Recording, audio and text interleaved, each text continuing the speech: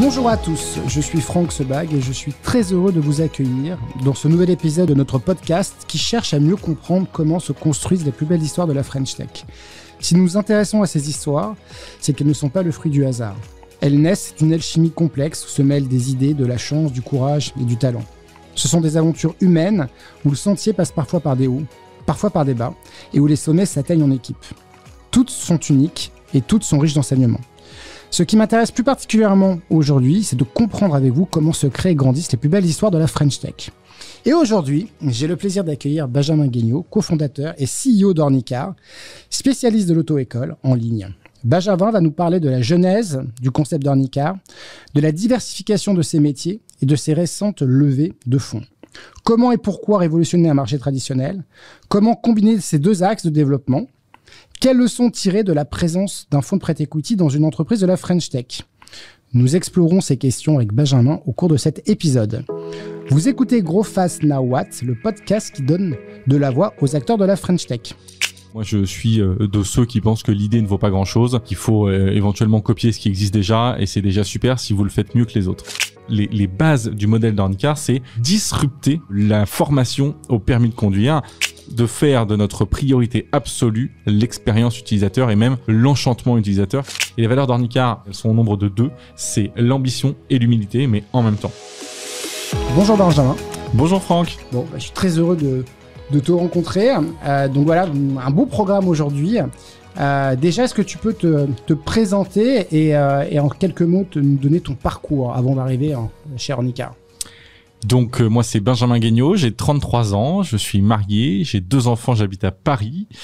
J'ai fait une école de commerce à Marseille. Après, j'ai enchaîné en tant que business developer dans une boîte de fibre optique pendant 14 mois où ça s'est pas très bien passé. Et puis, j'ai cofondé Ornicar à 24 ans en 2013. Alors, pourquoi, voilà, la question qu'on peut se poser, tu es tout jeune sorti de l'école, tu es encore tout jeune, mais en fait, tu es tout jeune sorti de l'école en tout cas. Pourquoi en fait cette idée d'auto-école? Voilà, tu cherchais à passer ton permis, tu galérais. Quelle était la genèse en fait de l'histoire? Alors pas du tout, moi je suis né à Châteauroux et j'ai passé mon permis à Châteauroux. Ça s'est très bien passé avec mon auto-école. Le jour de l'examen, j'ai dû croiser 2 tracteurs et 2 vaches et donc j'ai eu mon permis du premier coup.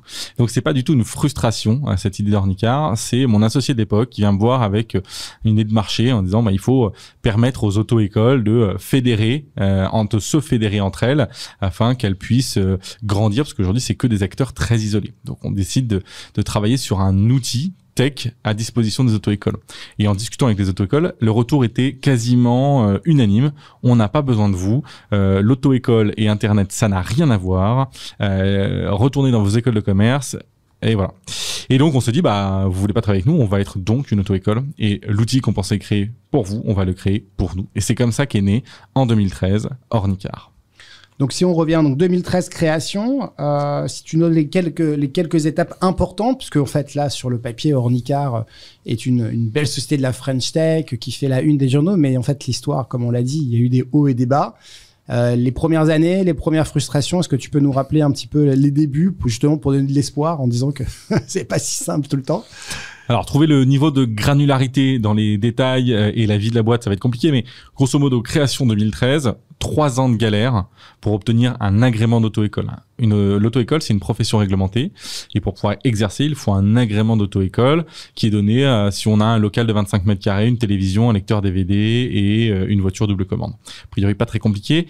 Néanmoins, avec le lobby, la pression des acteurs traditionnels, nous avons mis 3 ans à obtenir cet agrément. 3 ans pendant lesquels il a fallu qu'on essaye de se battre pour survivre. Et c'est 31 mars 2016 que nous avons obtenu l'agrément pour enfin devenir une auto-école.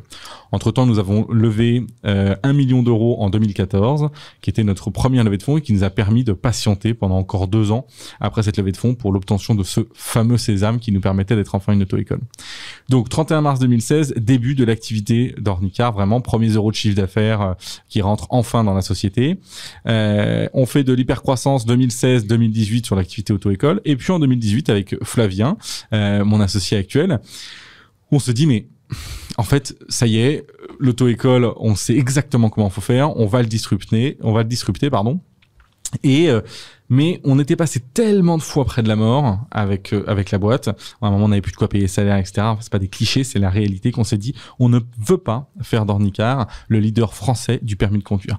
En 2018, on prend la direction et la décision de dire, OK, on va faire d'Ornicar un acteur qui vaudra un jour 10, 15, 20, 30, 100 milliards. Et pour ça, le marché de l'auto-école en France ne suffira pas. On doit absolument élargir notre activité et devenir le leader mondial de la mobilité. Et c'est comme ça qu'on a commencé tout en continuant à creuser sur l'activité auto-école, à développer notre offre d'assurance auto qu'on a sortie en septembre 2020. Très bien. Donc là, on a les grandes étapes. Si on revient en fait justement sur la disruption de ce marché, donc là, les gens qui nous écoutent cherchent tous parfois des idées pour disrupter un marché. Donc là, on avait une forme d'océan rouge assez concurrentiel. Donc là, vous arrivez avec une innovation. Donc c'est la principale valeur en fait d'Ornicar aujourd'hui, c'est quoi? C'est la facilité, c'est Comment on pourrait décrire en fait justement vos atouts et votre différenciation qui fait qu'aujourd'hui vous avez une forte croissance déjà sur l'activité traditionnelle, puis après on repartira sur la partie assurance. Ok, alors déjà en préambule, moi je suis de ceux qui pensent que l'idée ne vaut pas grand-chose et qu'il faut éventuellement copier ce qui existe déjà, et c'est déjà super si vous le faites mieux que les autres. Ensuite, nous, notre idée de disruption, effectivement, on avait 24 ans, beaucoup d'amis qui passaient le permis de conduire, c'était toujours les mêmes galères. Et on avait eu en fait deux éléments qui nous ont dit il faut aller sur ce marché. Le premier, c'est 2 000 € en moyenne pour obtenir son permis de conduire, ce qui fait un marché de 2 milliards d'euros. Et le deuxième chiffre, c'est 82% de taux d'insatisfaction en 2013. Donc, une satisfaction utilisateur nulle, inexistante sur le marché de l'auto-école. Les gens payent 2 000 € pour avoir une expérience épouvantable. Et c'est la raison pour laquelle on s'est lancé. Et donc, nous, les bases du modèle d'Ornicar, c'est disrupter la formation au permis de conduire par, évidemment, le prix, donc revoir le modèle économique des acteurs traditionnels qui sont plein de petits acteurs. Et deuxièmement, évidemment, l'expérience utilisateur dans sa globalité, à savoir une interface web bien faite, de la flexibilité, vraiment de faire de notre priorité absolue l'expérience utilisateur et même l'enchantement utilisateur, qui était le terme qu'on a utilisé pendant très longtemps chez Ornicar. Donc aujourd'hui, si on parle du marché justement des auto-écoles, comment vous positionnez par rapport à vos concurrents? Est-ce que, on dit 2013, 2014, on est en 2022, donc le temps a passé. Aujourd'hui, votre part de marché sur le marché, comment vous l'estimez? Alors, nous, on a donc, pour l'auto-école, on a deux offres. Une offre théorie, code de la route, 100% online. Sur cette offre-là, on est à peu près à entre 35 et 38% de part de marché. Ce qui fait que, on est devenu un acteur vraiment complètement incontournable. Et puis, sur la conduite, on est plutôt aux alentours de 5-7% de part de marché, puisque, le code, on est présent partout en France. La conduite, certes, on est 35% moins cher que les auto-écoles traditionnelles, mais aujourd'hui, on ne couvre que en gros 1800 villes en France aujourd'hui sur les 36 000 communes. Donc on a des candidats qui sont clients au code de la route mais qui n'ont pas de solution pour la conduite et donc vont voir des auto-écoles.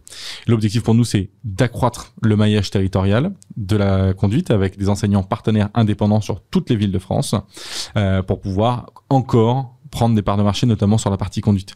Sur le code de la route, on est à 35% de parts de marché. Voilà, on estime avoir un plafond de verre aux alentours de 60% de parts de marché. Il y a encore des parts de marché à aller chercher, mais ça va pas être réellement game changer. Nous, ce qu'il faut, c'est monter en termes de parts de marché sur l'activité conduite. D'accord.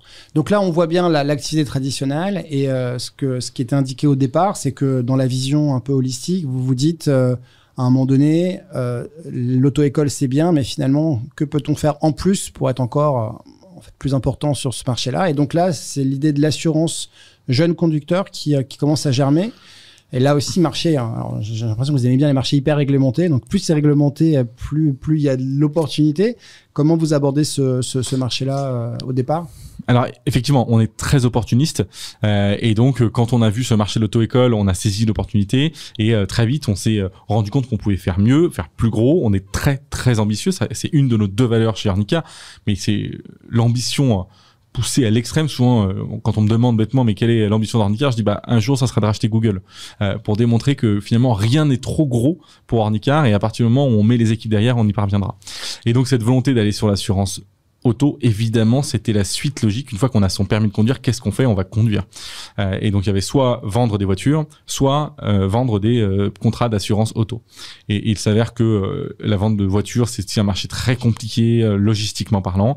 Et donc, on a décidé plutôt de s'orienter sur la vente de produits d'assurance auto parce qu'on estimait, même si le marché est composé avec des acteurs différents, à savoir sur les auto-écoles, c'est un marché très fragmenté avec plein de petits acteurs. Sur l'assurance, c'est quelques gros acteurs. Néanmoins, l'expérience utilisateur d'un client assurance auto n'a pas beaucoup changé depuis 30 ans.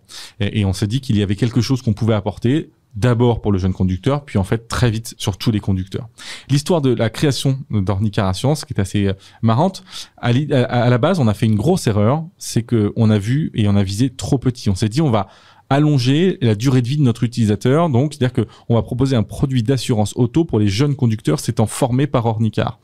2 mois après le lancement de Ornicar Assurance, Damien, qui dirigeait la partie assurance auto, vient nous voir et nous dit c'est amusant, ça fait 2 mois qu'on s'est lancé, on fait 350 ventes, c'est ni mal ni bien, mais sur les 350 ventes, alors même que toute la communication était axée pour les clients Ornicar, 80% de nos nouveaux clients assurance auto ne sont pas des clients Ornicar. Ce sont des jeunes conducteurs. Toujours jeunes conducteurs, mais c'était de l'acquisition directe. Et là, on s'est dit, mais on est stupide. On s'attaque à un marché hyper complexe, celui de l'assurance, et on ne vise que un tout petit bout du marché. C'est pour ça qu'on a décidé non pas de travailler que le jeune conducteur Ornicar, non plus le jeune conducteur seulement, mais tous les conducteurs. D'accord, très bien. Donc là, en termes organisationnels, comment fait-on pour gérer justement deux activités qui se parlent, mais qui quelque part n'ont pas les mêmes drivers, n'ont pas les mêmes schémas de régulation. Donc du coup, est-ce que vous, c'est un petit peu indiqué, tu l'indiques un petit peu, 2 BU, 2 équipes, voilà, comment en tant que CEO de la boîte, quelle réflexion vous avez justement pour scaler assez rapidement sur les 2 éléments? Voilà, c'est quoi la solution? On s'est beaucoup cherché. Chez Ornicar, on change d'organisation à peu près tous les 6 mois. Et en même temps, test and learn, exactement, test and learn. Et puis de toute façon, l'organisation doit suivre le développement de la société. On est sur des rythmes de 50 à 100% de croissance annuelle. Et donc forcément, il est important que l'organisation suive la croissance. Mais bon, là-dessus, pour parler vraiment de l'organisation interne, aujourd'hui, il y a 2 business units différentes, une activité auto-école et une activité assurance. Il y a bien un pont entre les deux. On parle de mobilité et de sécurité routière. C'est avec la donnée qu'on collecte sur la partie auto-école qu'on veut pouvoir améliorer la qualité de pricing sur l'assurance, et c'est avec notre capacité et notre expertise pédagogique qu'on veut pouvoir éventuellement proposer des formations en continu à nos assurés pour qu'ils restent de bons conducteurs. Mais donc aujourd'hui, point de vue organisation, il y a un CEO par business unit donc des personnes qui sont évidemment les personnes les plus fortes possibles pour pouvoir leader ces 2 business units, et à ces personnes répondent beaucoup de fonctions, donc le produit, les opérations, le marketing, et puis ensuite on a des fonctions centrales chez Ornicar qui sont communes aux 2 business units. Donc il y a la brand, il y a la finance, le légal, la tech, la data, les RH, et je crois que j'ai fait le tour. Donc des business units avec des fonctions directement rattachées. Tout ce qui est a un impact direct sur le PNL de cette business unit est rattaché au CEO, et puis après les fonctions centrales au milieu. Et en termes de relais de croissance, lorsqu'on parle de mobilité un peu générale, hein, donc là aujourd'hui il y a auto-école, on a l'assurance. Est-ce que en fait dans l'avenir vous allez continuer à construire en fait d'autres briques? Quoi, c'est l'objectif en fait, ou là vous vous concentrez d'abord sur ces deux tout ce qui permettrait à Ornicar de maximiser son impact, sa valorisation, mais également l'impact qu'on a auprès de nos utilisateurs, on le fera. Nous, ce qu'on veut, c'est révolutionner. Aujourd'hui, ce qu'on veut, c'est révolutionner l'accès à la mobilité. Formation, assurance, et peut-être qu'un jour on ira sur une solution pour distribuer des automobiles. Ça, c'est une possibilité. Aujourd'hui, c'est la vision qu'on a.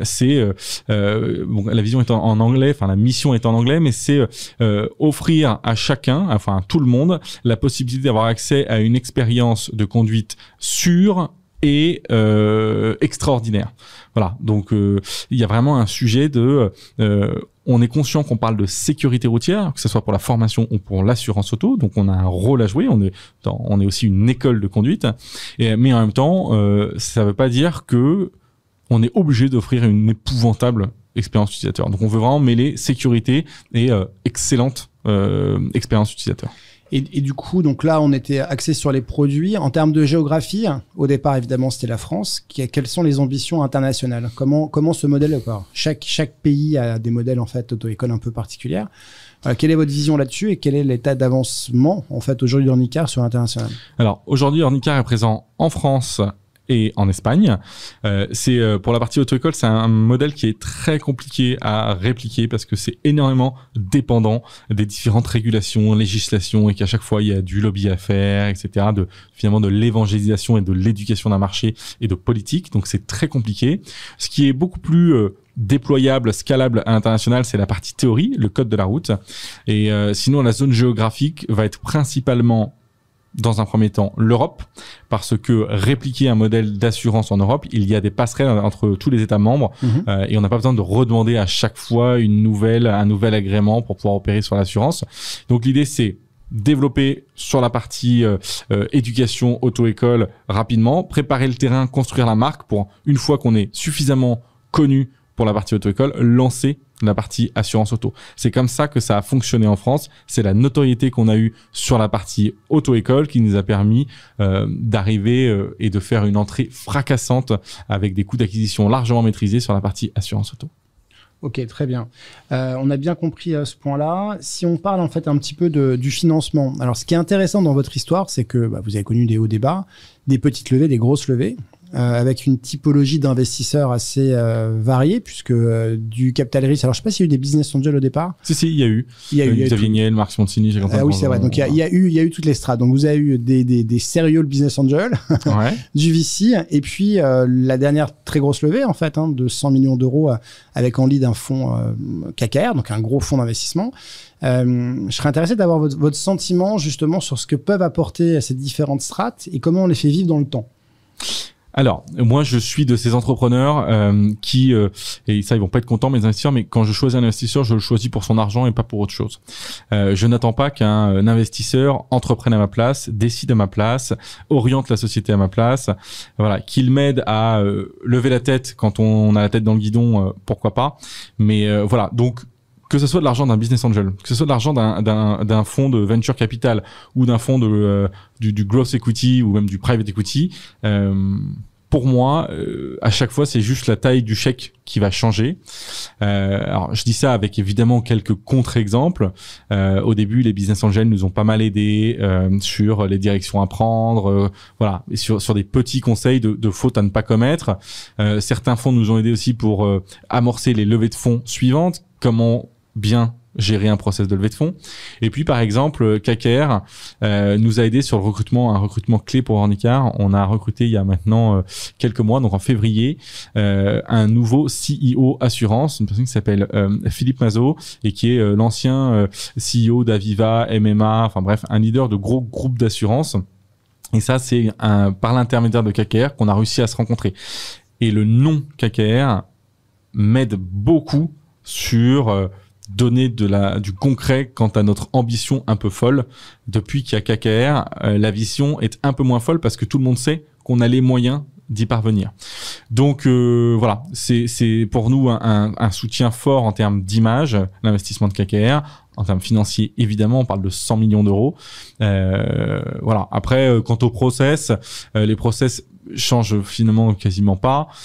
C'est toujours le même rythme de conseil d'administration, un par quarter. Voilà, il faut qu'on fasse un peu plus attention à tout ce qui est politique, de corruption, etc. Des choses qui finalement sont très bien, parce que nous préparent aux éventuelles étapes supérieures. S'il faut relever avec un fonds américain, on aura de toute façon eu besoin de passer par ces strates de seniorisation de notre pilotage juridique, administratif, financier. Et puis un jour, si on veut aller en IPO, on sera évidemment dans l'obligation d'avoir un respect total de tous ces sujets-là. Donc c'est une montée en puissance très forte avec un acteur comme KKR et la possibilité surtout d'avoir recours à d'autres financements de KKR si jamais on le désirait par la suite. Et donc aujourd'hui, c'est quoi votre vision de la French Tech? En fait, là, on a eu une année 2021 un peu folle, 12 milliards en fait investis, premier trimestre 5 milliards. investi dans la French Tech, donc quasiment autant que toute l'année en fait 2019. Donc ouais, c'est juste des montants qui sont assez incroyables. Vous qui êtes là depuis maintenant un certain nombre d'années, c'est-à-dire que vous commencez en fait à vous ancrer dans cette French Tech. Quelle est votre vision en fait sur 2022? Est-ce que vous sentez que ça commence un petit peu vous sentez des frémissements sur les valorisations? Voilà, quel est votre feeling sur les prochains mois? Alors, ouais, très clairement, déjà, quand on parle des 5 milliards au premier trimestre 2022, il serait intéressant de savoir combien ont été signés en 2021, fin 2021. Là, les 5 milliards, c'est des annonces. Je pense que 2022 va être une année beaucoup moins positive en termes d'investissement pour plusieurs raisons. La première, c'est que, en tout cas, qu'est-ce qui drive ces montants de financement? C'est plutôt les très grosses levées, plutôt que les séries A, B. C'est à partir de C, D, E, F et. Pour mémoire, en 2021, on a eu 22 levées de plus de 100 millions d'euros. Voilà. Bon, c'est évidemment c'est le levée de fonds qui tire vers le haut une partie de ce montant et ces fonds qui sont capables d'investir sont principalement des fonds américains. Les fonds américains, ils ont connu, alors je crois que ça va un peu mieux, mais ils ont connu quelques paumes sur les boîtes cotées tech, ce qui fait que ça les a un peu calmés. Je pense que les fonds américains ont longtemps pensé. Encore une fois, ça n'est que mon analyse, hein, je suis pas expert, mais on a longtemps pensé que le marché européen était un marché commun comme pouvaient l'être les États-Unis, alors que changer d'État aux États-Unis, c'est pas comme changer de pays ou d'État membre en Europe. Par la même occasion, parce qu'ils pensent que c'est un marché commun, quand on parle de boîte française à un fonds américain, en ce moment, il se dit qu'il y a donc de la guerre aux frontières de la France, puisque c'est aux frontières de l'Europe. Et puis, in fine, alors là, c'est pour le coup plutôt centré sur notre activité d'assurance. Il y a eu des paumes extraordinaires sur les insurtech aux États-Unis. Après avoir été introduites en bourse, elles se sont effondrées parce que ce sont des insurtech qui ont privilégié la croissance au lieu de privilégier de la croissance saine. C'était de la croissance à tout prix. Dans l'assurance, vous avez de la croissance le jour 1, mais cette croissance, elle peut vous coûter très cher 18, 24, 36 mois après, parce que vous souscrivez du risque. Et si c'est de mauvais risques, il va y avoir des accidents, ça va être du risque sinistré. Et là, ça peut vous coûter très cher. Et donc ça, c'est très important. Et donc les fonds maintenant, enfin, les fonds de growth equity, private equity, regardent les insurtechs, regardent, OK, comment vous souscrivez du bon risque? De la croissance, oui, mais de la croissance saine. Sinon, c'est une catastrophe. Donc voilà un peu, je pense que cette année, ça va être plus compliqué. J'espère qu'au deuxième semestre, ça se passera mieux, mais au premier semestre, ça va être plus compliqué de lever. L'année dernière, nous, on a levé 100 millions d'euros avec KKR en 5 semaines, entre le premier appel et le versement des fonds. Principalement sur une vision, l'activité assurance avait 6 mois d'existence. Donc beaucoup plus sur une vision que sur des achievements. Et je pense qu'aujourd'hui, il va falloir beaucoup plus miser sur des réalisations qu'une simple vision. Très bien, intéressant. On verra comment se passe en fait ce deuxième semestre. Si on passe en fait au chapitre talent, je crois que vous avez atteint les 250 personnes, donc vous êtes pas loin. Oui, tout à fait. Ça y est. Comment en fait on gère aujourd'hui les talents dans une boîte en hypercroissance? Alors on a tous le débat en fait en tant que responsable en fait de BU, de boîte, etc. sur le future of work entre ce besoin impérieux de créer une culture d'entreprise, d'avoir en fait un endroit où se retrouver et laisser de la flexibilité. Quelles sont les valeurs en fait d'Ornicar sur le sujet aujourd'hui? Alors, plein de questions. Déjà, comment on fait? Il faut connaître ses faiblesses. Moi, c'est pas du tout ma force. Je suis pas un bon manager et je ne sais pas mettre en place tout un programme de fidélisation, de suivi, etc.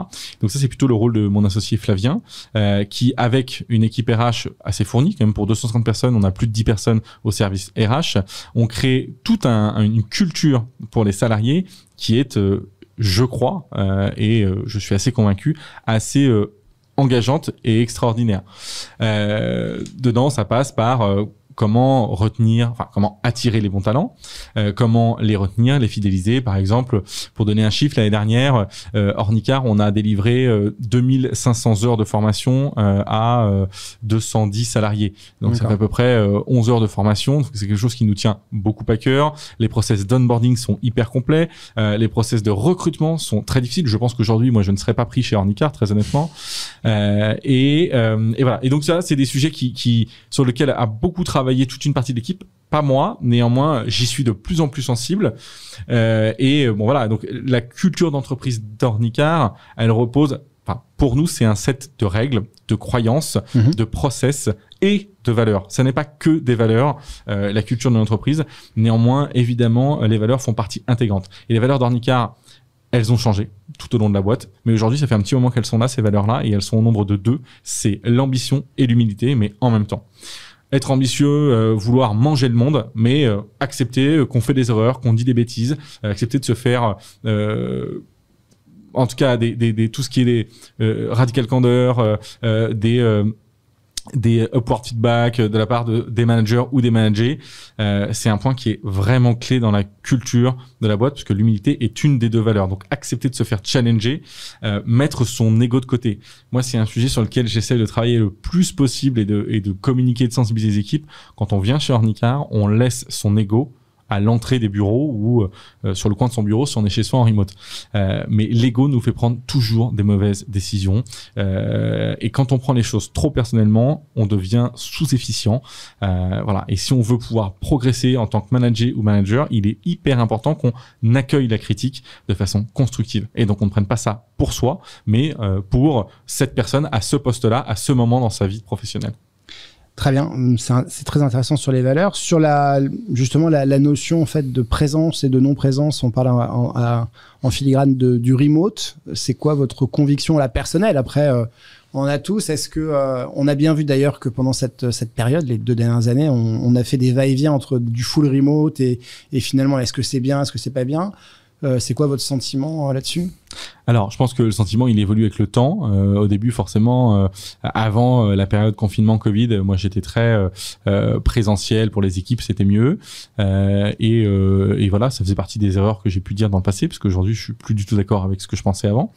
En fait, je pense que quelqu'un qui n'a pas envie de travailler, qu'il soit chez lui, ou au bureau, c'est la même chose. C'est même pire au bureau, parce que s'il n'a pas envie de travailler au bureau, il va aller entraîner les gens, aller boire des cafés, faire des post-clubs, faire des balades, des déjeuners, etc. Donc, moi, je pense que il faut être totalement confortable avec le remote, et ça ne vient surtout pas dégrader les performances de chacun. Bien au contraire, il faut juste pouvoir mettre en place tout un mécanisme autour des façons de travailler, des outils permettant l'asynchrone par exemple, permettant tout un système de visioconférence performant, etc. pour pouvoir s'assurer que quand les employés ont envie de pouvoir travailler collectivement, ils puissent le faire à distance, en remote, de n'importe où en France ou dans le monde. Super, très bien. Par rapport à vos ambitions de recrutement, 2022, là vous êtes à 260 personnes. J'imagine que là aussi c'est l'occasion de faire un appel. Vous avez besoin de talent dans quelle typologie? J'imagine comme toutes les sociétés de la French Tech. Ouais, je vais pas être très original. On a plus d'une centaine de postes ouverts avec un accent très fort sur tout ce qui est métier tech, product et data, qui sont les 3 pôles très importants. Je pense que les gens d'extérieur sous-estiment les ambitions product, tech, data d'Ornicar en disant bah, c'est une auto-école et une assurance, mais on a vraiment pour vocation de sauver la vie des gens en améliorant leur comportement de conducteur avec de la donnée et de la tech. Tout ça passant par du produit. Et c'est hyper compliqué parce qu'on est face à des boîtes qui lèvent, comme nous, des centaines de millions d'euros. Et donc, c'est ce qui va freiner. De toute façon, c'est un sujet qu'on étudie. Moi, je suis board member de France Digital. C'est un sujet qui est évidemment au cœur de nos préoccupations. C'est bien beau de financer comme ça toutes ces boîtes, toutes nos boîtes. Néanmoins, au bout d'un moment, le bottleneck va être de trouver assez de talent pour pouvoir exécuter nos visions ultra ambitieuses et ultra financées. Et là-dessus, vous avez fait comme bon nombre en fait de membres de la French Tech. Vous avez des pôles d'expertise en région.